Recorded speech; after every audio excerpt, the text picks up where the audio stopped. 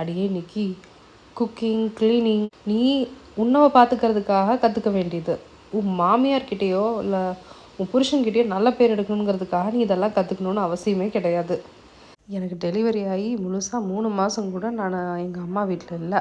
அப்பாவை நான் ரொம்ப மிஸ் பண்ணுறேன்னு சொல்லி ஊருக்கே ஓடி வந்துட்டேன். வீட்டுக்கு வந்தோடனே திடீர்னு எனக்கு ரொம்பவே ஹோம்சிக் ஆயிடுச்சு. உங்கள் அப்பாவுக்கு புரிஞ்சிருச்சு. புரிஞ்சோடனே சரி நீ உங்கள் வீட்டுக்கு போயிட்டு வா, அவர் 1 மாதம் கூட இருந்துட்டு வா, ஒன்றும் பிரச்சனை இல்லை அப்படின்னாரு. உங்கள் அப்பா யாரையும் என்றைக்குமே டிபெண்ட் பண்ணவே மாட்டார். நானும் 7 மாத குழந்தையா இருந்தவொன்னே தூக்கிட்டு கோயம்புத்தூருக்கு வந்துட்டேன். மற்ற எல்லாருமே கேட்ட கேள்வி என்ன தெரியுமா? ஐயோ உன் புருஷன் சாப்பாட்டுக்கு என்ன பண்ணுவான்?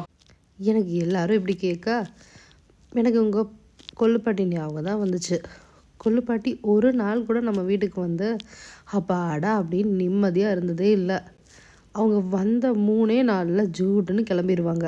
தாத்தாவுக்கு சமையல் செய்ய தெரியாது. பையனோ பொண்ணோ சமையலோ இல்லை மற்ற வீட்டு வேலையெல்லாம் கற்றுக்கிறதுங்கிறது ரொம்ப ரொம்ப ரொம்ப முக்கியம். இன்னைக்கு நீ பெரியவளாகி கல்யாணம் ஆகி இங்கே வீட்டுக்கு வந்தால் கூட போய் புருஷனுக்கு சமைச்சு போட்டுடின்னு யாரும் ஒன்றவ இங்கேருந்து போக சொல்ல மாட்டாங்க.